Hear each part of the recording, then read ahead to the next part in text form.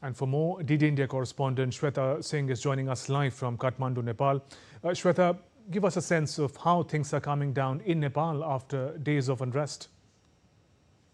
Shubhendu, you see, even yesterday night when I was moving across valley, different areas, it was many buildings were charred, businesses like Bhat Bateni, so many restaurant bars. I do not know why restaurant bars were burnt. Like bike showroom was looted, there was no bike at all, and the building was burnt.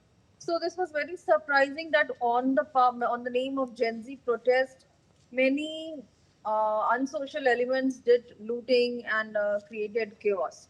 And Valley is trying to come back to normal, but it is really not easy because you see most of the buildings are burnt, people have turned jobless.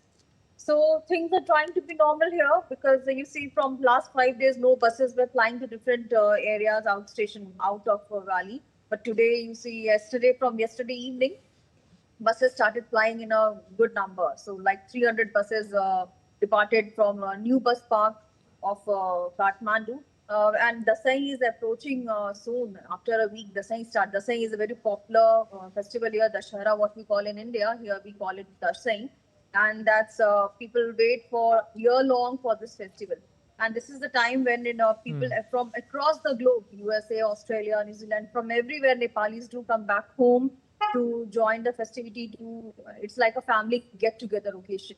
So as Dasai is coming, and this happened just before Dasai, it's really not easy. I would say it's Okay. slowly coming in track, but really difficult. Right. And fresh elections are scheduled for March next year. Meanwhile, how is the political leadership seeking to address the trust deficit with the people, especially the youth? So, Shubhendu, you see, because Prime Minister Sushila Karki was one of the popular name among Gen Z that was voted as a Prime Minister here. So definitely Gen Z have been calmed down. But taking the now cabinet, who will be part of the cabinet? This is another issue.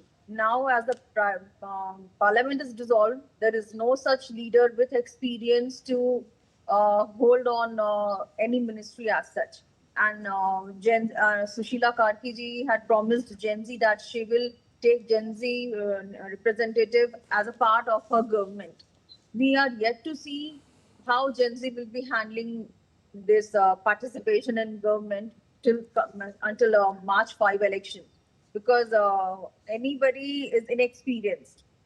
Because as Parliament is dissolved and no previous leaders, if they are not taken in the new cabinet, there will be no experienced person, and it will be completely on Sushila Karki ji to handle the entire portfolio. So we are yet waiting for how politically things will turn and how Singh Darbar will be handling itself. Shweta, thank you for those updates.